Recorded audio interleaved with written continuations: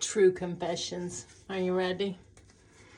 Every morning when I wake up, my body is in what you might call panic. It started when perimenopause started, but my cycle hadn't changed, so I hadn't realized that that's what was happening. It was really weird because I would wake up in this panic, and all I could notice was that my brain was feeding me these stories of how awful I was and my life was, and that I deserved to feel this way. So I work in medical transcription. I worked in medical transcription for long enough to know that if I started to take something to help relieve me of this panic, there was another effect that I was gonna get as well. Because baby, all side effects are effects. I mean, they're just the effect that you don't think you want. Oh, but they're effects. And you're not told about them because, well, they're expecting you to read all the fine print. And also humans do this thing where they think, well, that won't be what happens to me. Maybe it will, and maybe it won't, but knowing these things helps you to decide what you're willing to accept as a trade-off.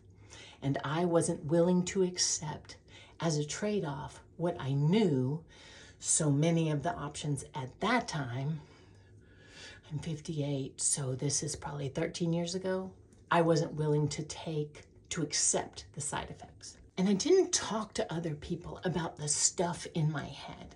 Like one time I casually mentioned to somebody, I wake up and there are these awful thoughts about how awful I am. And her response was, maybe you're schizophrenic, which I know was offered to me in love, but honey, that's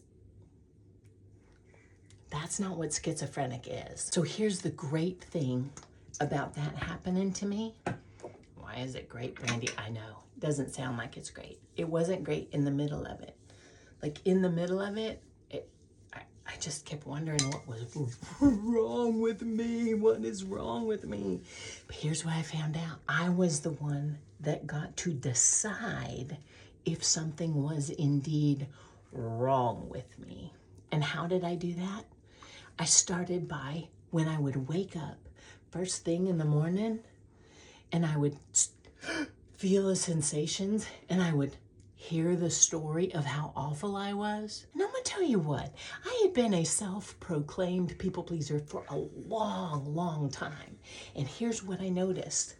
All of these awful things in my head that were like, yeah, that you should feel this way. And here are awful things about you that you've done recently and also in the past and probably you're gonna do in the future because of your awfulness. These things that I used against myself were the low-key, casual ways that I kept myself in check as a people pleaser.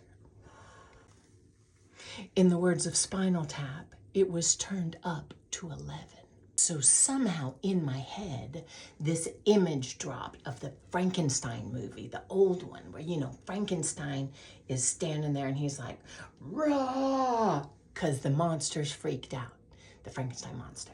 And then the people are all standing there and they've got their pitchforks and their lights and they're like, rah, because they're freaked out.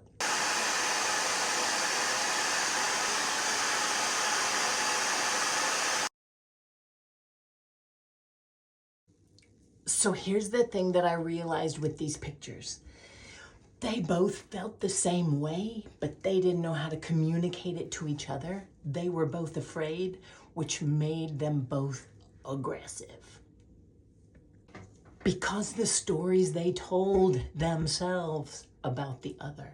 So now, what am I gonna do? I'm waking up. I am, quote, in a panic, unquote, and I've got these stories rolling around in my head about how awful I am. Friend, these stories were so powerful. I kept myself away from friends and family for 3 years. For 3 years, and I did medical transcription, so I had a job that let me use it as a reason why my hours are weird. I wasn't showing up. But here's what I learned how to do during that time that I don't know. I would have learned how to do this if I hadn't been put in this position. What position? The position where I wake up in a panic. I'm not willing to take the pharmaceuticals that could fix it. And here I am. So here's what I started to do. I started to notice. I started to notice that the sensations in my body were wrapped up with this story in my head. Like now, 2025, we're all like, duh, Brandy, duh. But also, back then, people didn't talk about it everywhere, in line, at the grocery store, blah, blah, blah. Okay, so here's what I started to do. I started to notice that when these sensations showed up, when I got lost in the story of how awful I was, these sensations got louder. What I started to do was notice these sensations: tight throat, clammy hands, shallow breathing, a clenched up belly. They also happened during first love. These sensations, tight throat, shallow breathing, clammy hands, butterflies in my belly, also showed up when I was excited about doing something new. So the point I'm making is context. This story creates how I feed these sensations. And that's when I started to realize I could tickle them apart. I could notice each of them separately, not as, like some people are like, my body aches.